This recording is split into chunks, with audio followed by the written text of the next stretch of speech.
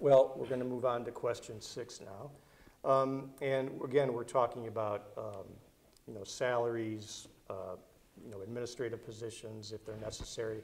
In April 2014, a little over a year ago, a high school principal was put on paid leave after announcing there was a gunman in the building during a safety videotaping. She didn't realize students were in the building and the students panicked.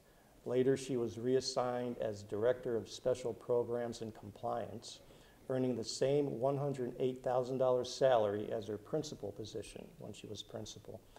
Now, do you know what the Director of Special Programs and Compliance does? Is that position necessary, and does the position have to earn that much? I'll start with Beverly. Well, first of all, I'm not familiar with exactly what special programs and compliance, what the principal is doing currently.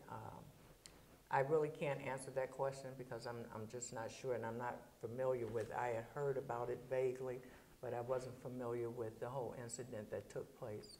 Okay. Okay, James, you want to? I'm actually familiar with the incident because my daughter was in the school when it happened. Mm-hmm. It was pretty terrifying. But this is, principals have 3-year contracts. That is sort of the norm. It's very difficult letting someone go for cause. I really don't know all the details regarding this issue. But I mean, you just can't let someone go for cause sometimes because you face lawsuits. So what do? So you have a contract that you have to honor, and maybe you have an employee that you've got to make a business decision on, what do we do with this person? Mm-hmm. It seems to me that the district realized the best business decision was to put this individual in this other job. I don't know what the job is. I'm just not aware of what that person does. If I was a board member, I'd want to research it a little bit more. Yeah, do you think the board should do that? That they should ask those types of questions, or? Absolutely. Beverly, what do you think? Well, initially, when they placed her in that position, I mean, was that a board's decision? That I don't know. Well, that was before I came along, but I believe it was an administrative position. Mm-hmm. Yeah, I mean, a board doesn't have individual rights to hire and fire people. That's I mean, they have to approve hires and they have to approve dismissals.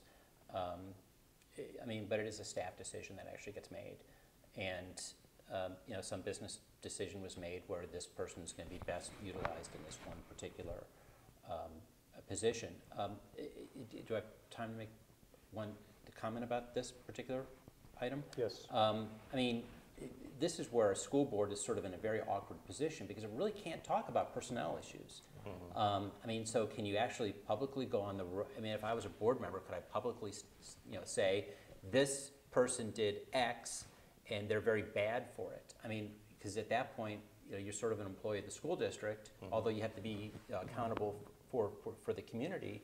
But there's a legal issue on why you really can't question that, because that's going to be used against you, mm-hmm. possibly in a lawsuit that will cost the district significantly more than what that salary is. Okay. Okay, thanks.